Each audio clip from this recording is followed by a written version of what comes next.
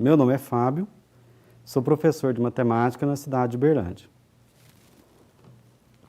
Eu estarei com vocês trabalhando os objetos de conhecimento de matemática do 9º ano. As aulas de matemática, ciências e inglês seguirão a temática refazendo nossos passos.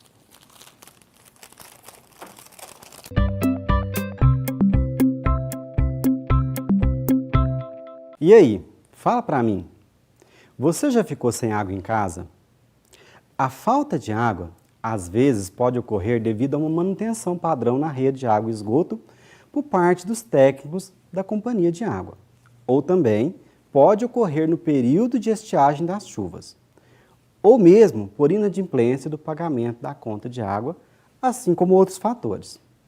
No ano de 2014, houve no sudeste do Brasil um longo período de estiagem das chuvas, o que provocou uma falta de água em muitos lugares, em muitos lares, em todo o estado, como Minas Gerais e São Paulo.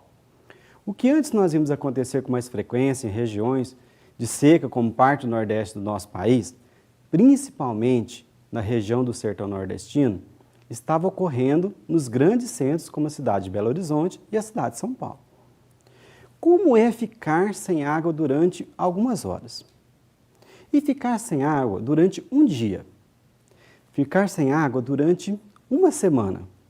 Você já passou por uma situação semelhante a esses exemplos?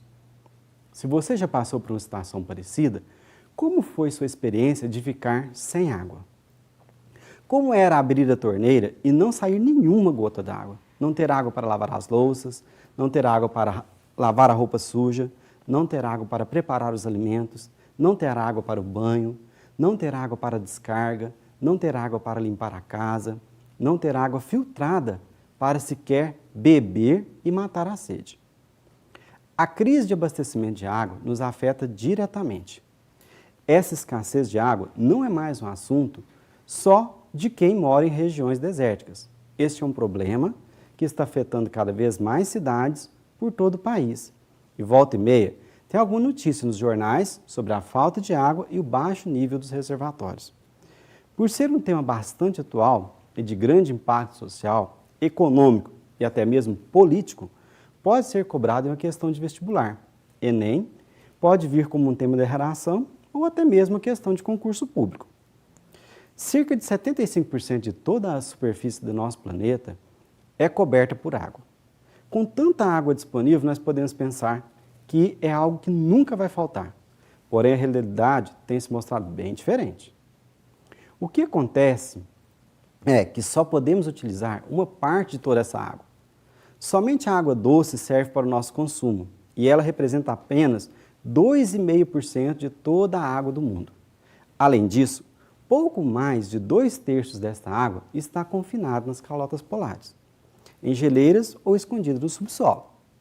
Ou seja, a quantidade de água que podemos beber, que está fácil captar, fica bastante reduzida. Os brasileiros são privilegiados, pois o país tem cerca de 12% de toda a água doce que circula pela superfície da Terra. Mas a distribuição desta abundância de água, ela é desigual.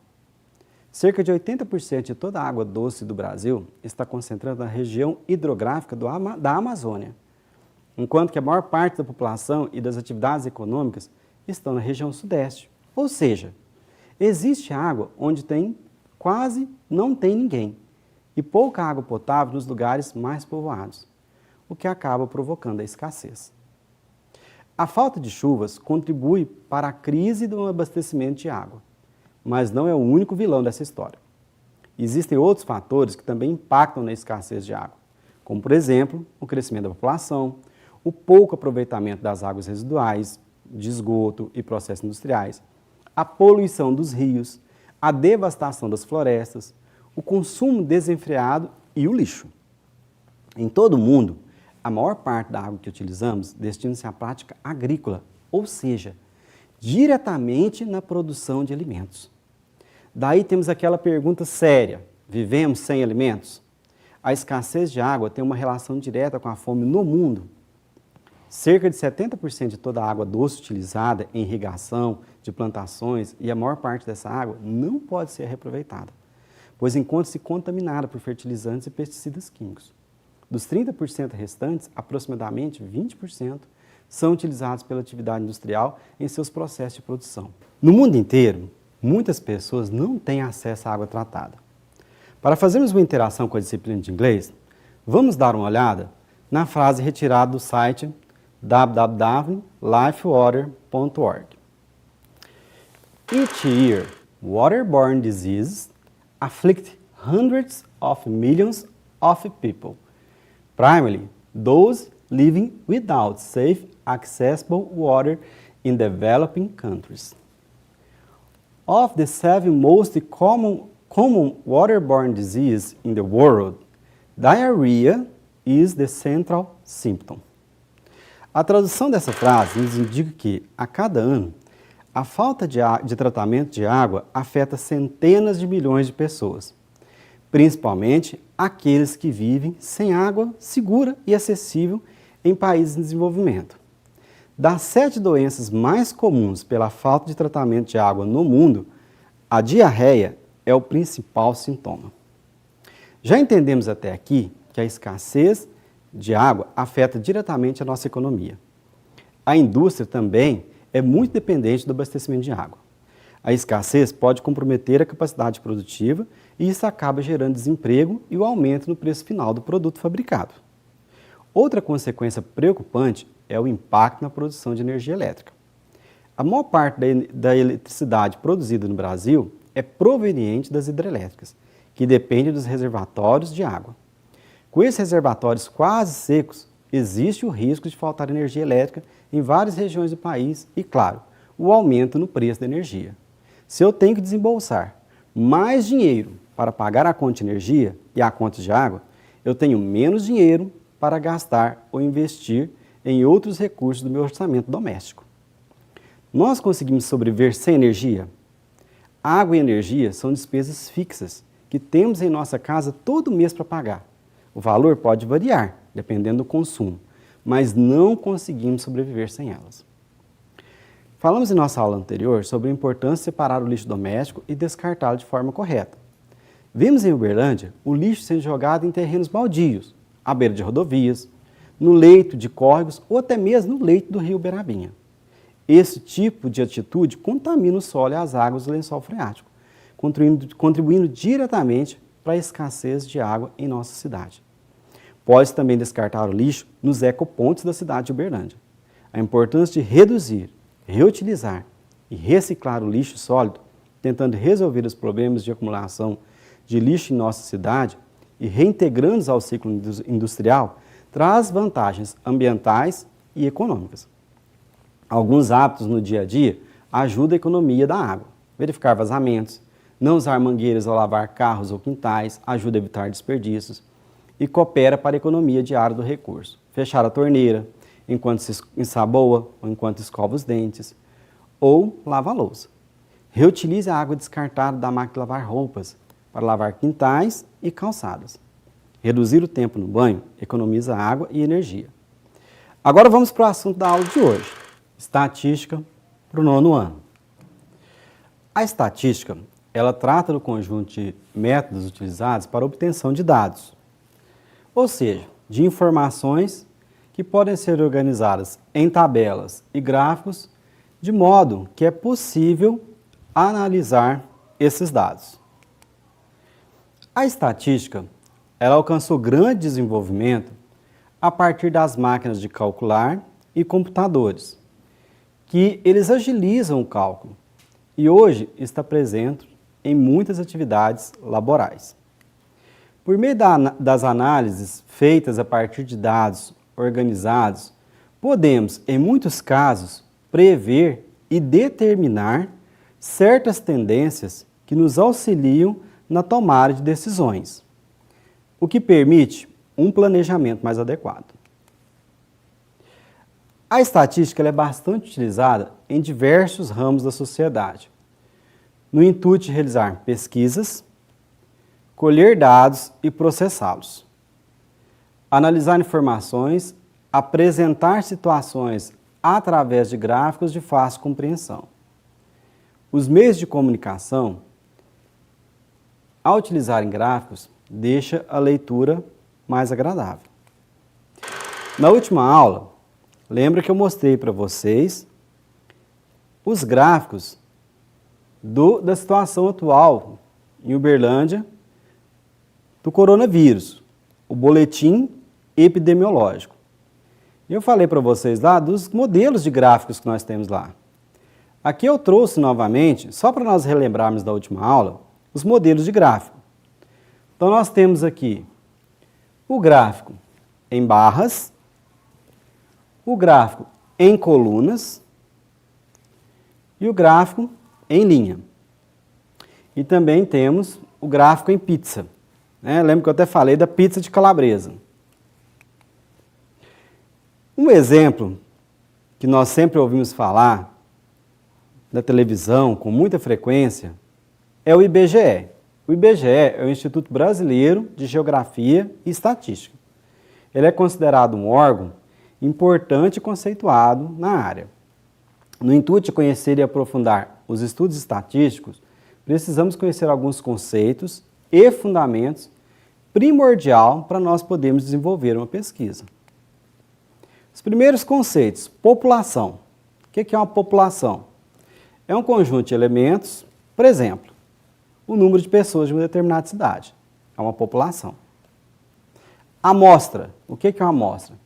É a parte representativa de uma população. Se eu tenho aquela população toda, que é o número de habitantes da cidade, eu posso fazer uma pesquisa somente pela amostra. Eu vou pegar lá só uma amostra, uma parte, e fazer minha pesquisa. A variável. A variável depende da abordagem da pesquisa, da pergunta que nós fazemos na pesquisa. Então, por exemplo, uma variável. Em qual mês de 2019 teve o maior consumo de água na sua casa? Então, o mês, ele é uma variável. O que você vai responder? Janeiro, fevereiro, março, abril, maio, junho, né? Um mês teve o maior consumo. Qual foi ele? Então, esse é o modelo de variável. As variáveis, elas podem ser divididas em qualitativa e quantitativa. Qualidade e quantidade. A qualitativa se divide em ordinal e nominal. A quantitativa se divide em discreta e contínua.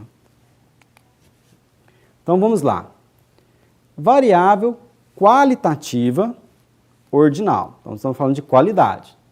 Expõe uma qualidade que segue uma ordem, tá? Então, grau de instrução, por exemplo. Qual é o seu grau de instrução? Eu tenho ensino fundamental. Eu tenho ensino médio.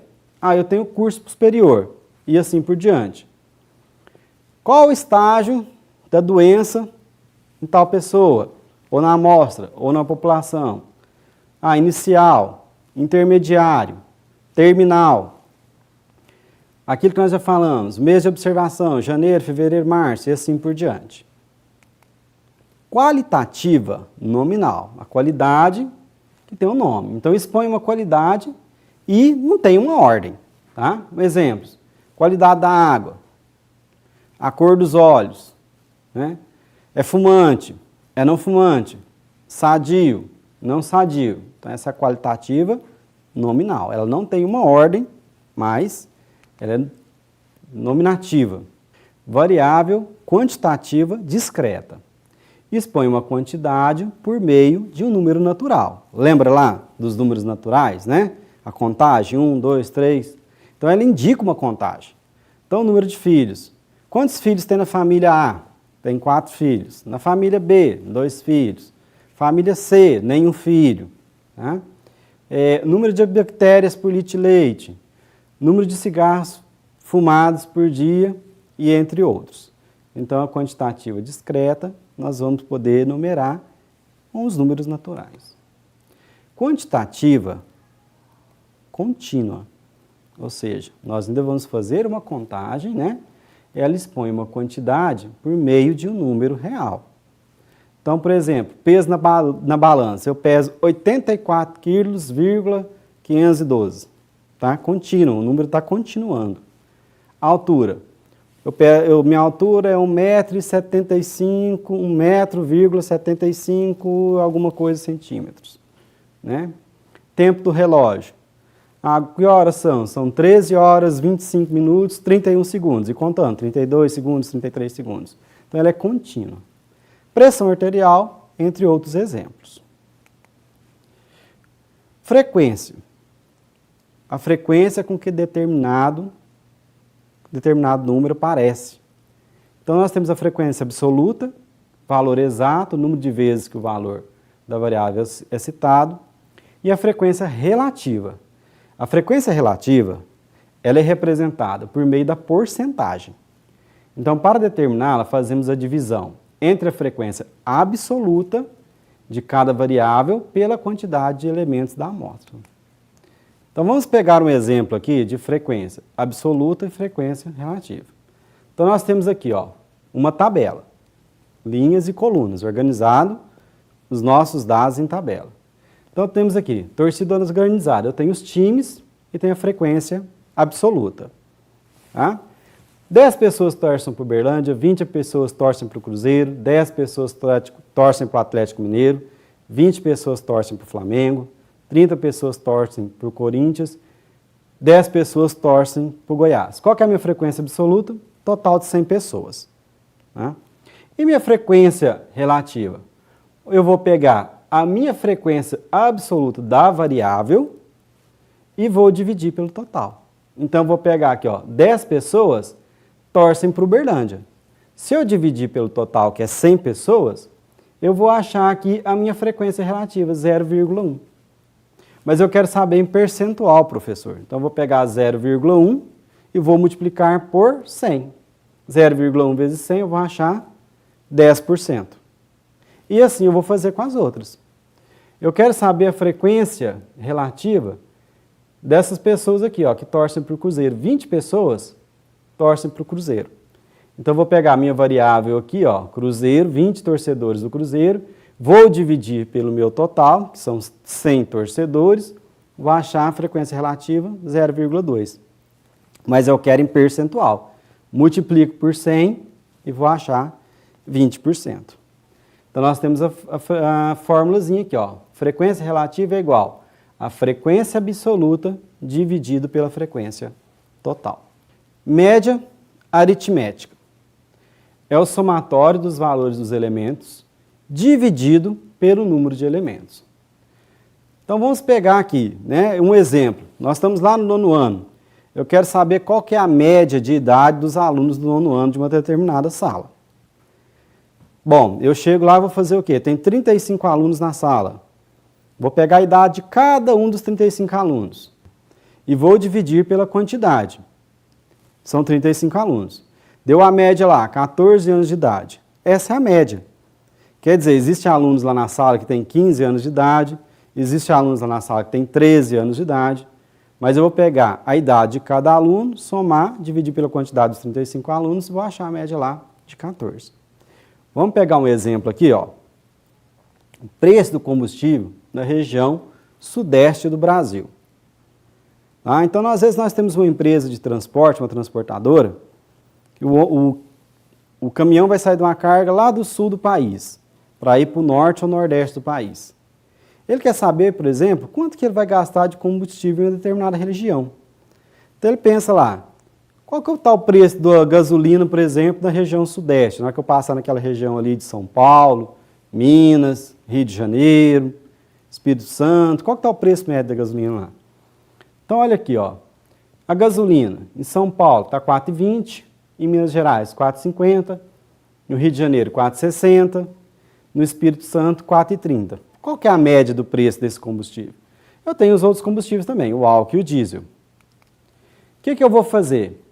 Eu vou pegar aqui, o preço do combustível em São Paulo, da gasolina, 4,20, o preço da gasolina em Minas Gerais, 4,50, o preço da gasolina no Rio de Janeiro, 4,60, o preço da gasolina no Espírito Santo, 4,30, vou somar, vai dar quanto? 17,60.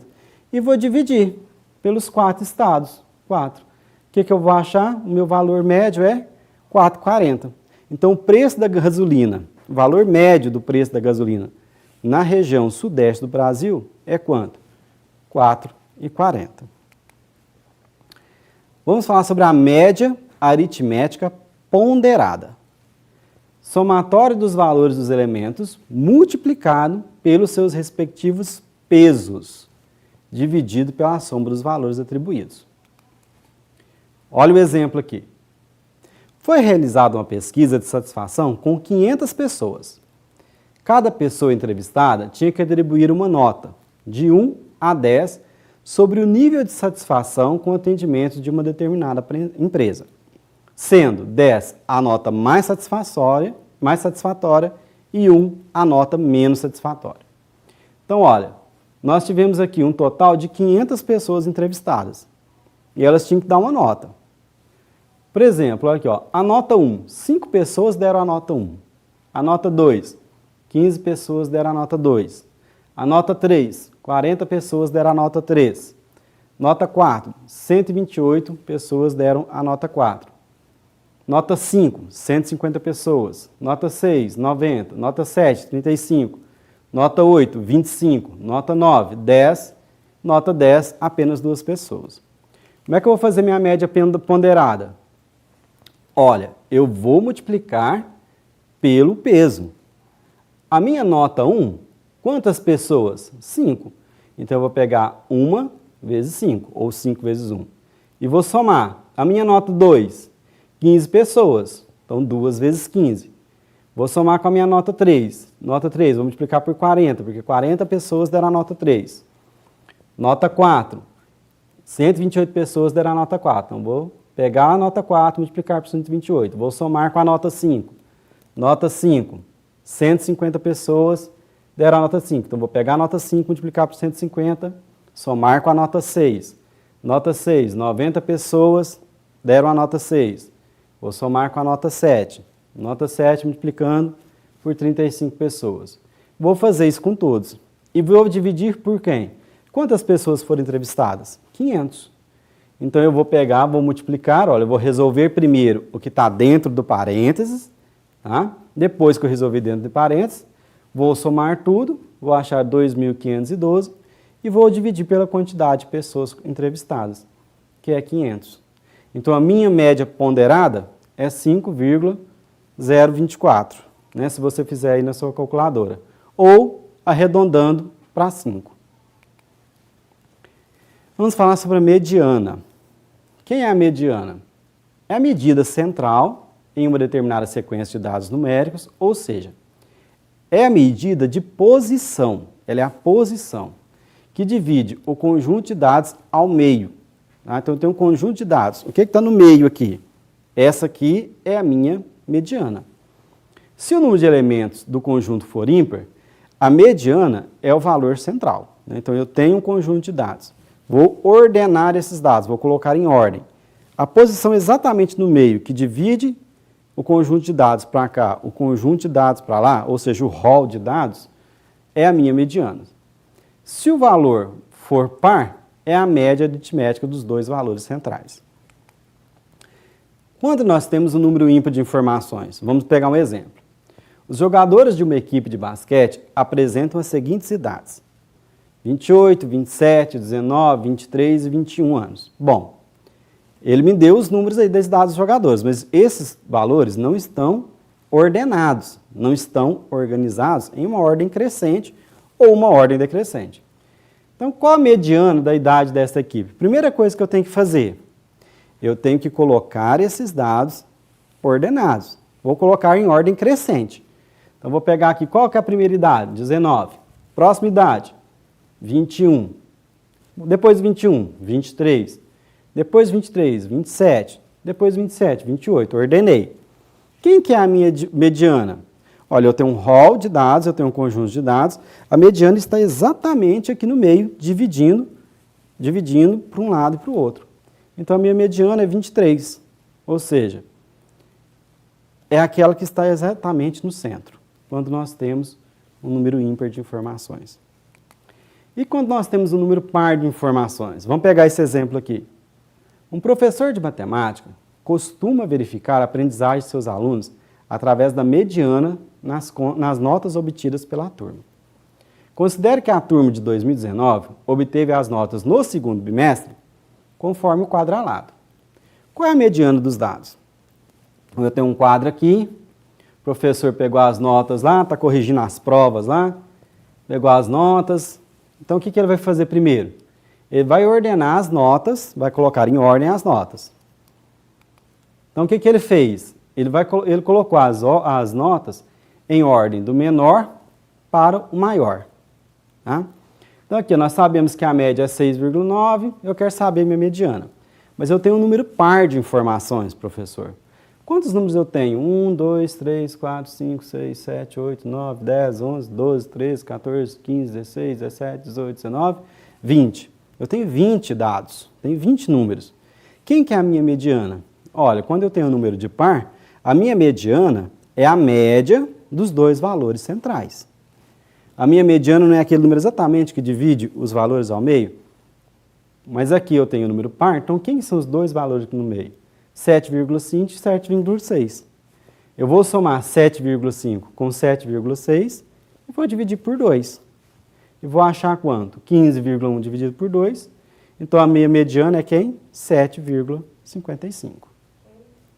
Por último, vamos falar sobre medidas, a moda, das medidas de tendência central, vamos falar sobre a moda. É o valor que ocorre com maior frequência em uma série de dados, tá? Então, lembra daquela musiquinha? Minha calça já rasgou, meu sapato já furou, mas tá na moda, tá na moda.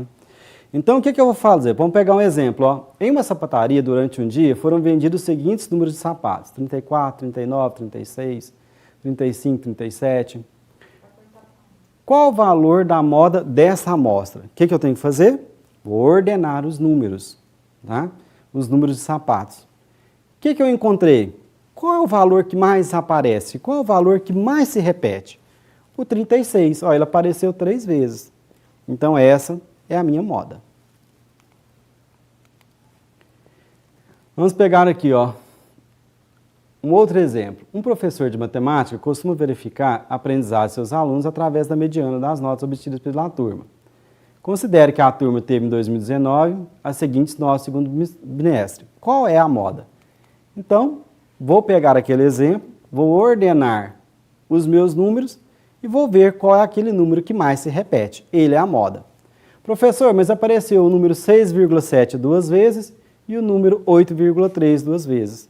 Então, ele é o quê? Bimodal. Vamos falar agora sobre as medidas de dispersão. Primeiro conceito, amplitude. É a subtração entre o maior valor e o menor valor dos elementos do conjunto. Variância é a dispersão dos dados variáveis em relação à média, a soma de todos os quadrados das diferenças entre cada elemento e a média, dividido pela quantidade de elementos. E o desvio padrão é a raiz quadrada da variância, indica a distância média entre a variável e a média aritmética da amostra. Então vamos pegar um exemplo aqui. Considerando as idades das crianças de 2 festas, vamos calcular a variância desses conjuntos de dados. Festa A. Então eu tenho lá 6 crianças, uma criança com 1 ano de idade, uma criança com 2 anos de idade, outra criança com 2 anos de idade. Aí eu já tenho uma criança com 12 anos de idade, né, uma diferença bem grande, outra criança com 12 anos de idade, outra criança com 13 anos de idade. Qual que é a média? Vou somar tudo e dividir pela quantidade de crianças. 42 dividido por 6, a média é 7.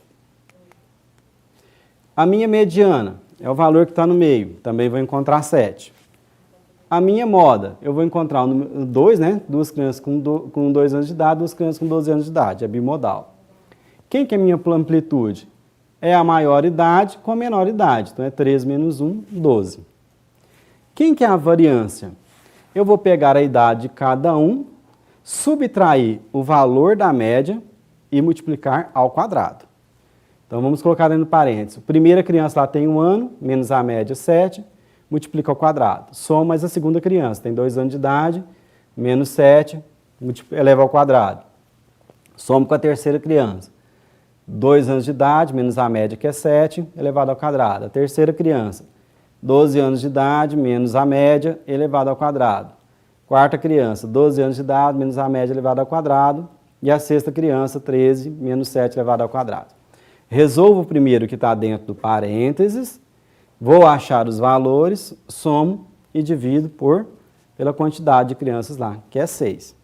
Então, eu vou achar a minha variância. 28,7 anos ao quadrado. Então, é a minha variância em relação à idade da festa A. A minha festa B, olha só que diferença. Olha, eu tenho 6 crianças. Uma tem 5 anos, outra tem 6 anos, outra tem 7 anos, outra tem 7 anos, outra tem 8 anos, outra tem 9 anos. Diferente da festa A, aqui as idades estão mais homogêneas.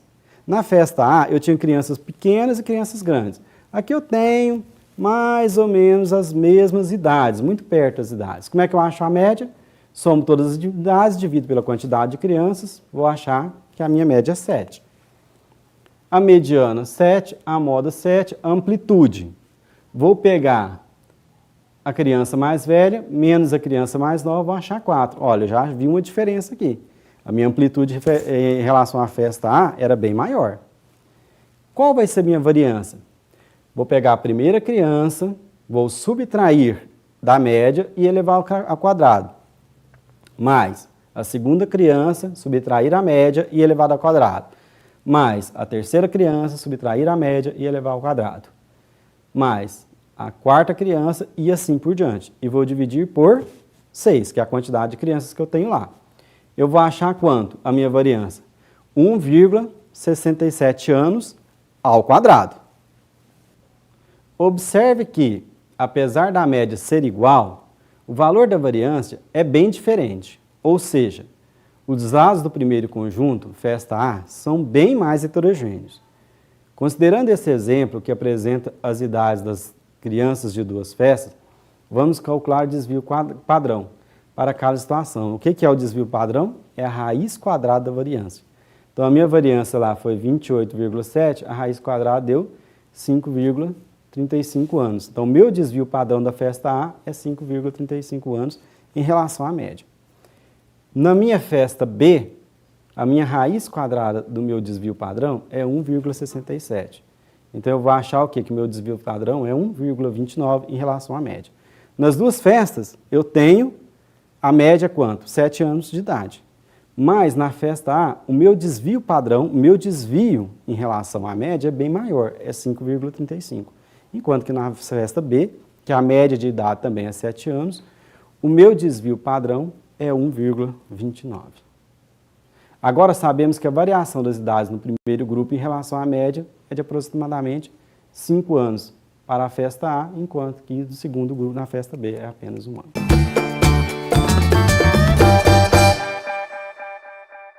Vamos fazer uma revisão. Nós iniciamos falando da importância da água para a nossa sobrevivência, falamos dos problemas com o período de estiagem e da economia de cada um precisa fazer para não faltar água. Vimos que a probabilidade e a estatística estão em jornais, revistas, seja por papel ou por meios eletrônicos. Hoje falamos sobre os conceitos de população, amostra, variável, sobre as medidas de tendência central, a média, a mediana e a moda, as medidas de dispersão central, amplitude, variância e desvio padrão. Pesquisa sobre estatística na internet. A internet está repleta de videoaulas lá. Então, essa foi nossa aula de hoje. Espero que você tenha gostado. Siga as orientações de distanciamento social. Tenha uma boa semana e até a próxima aula. Não falte!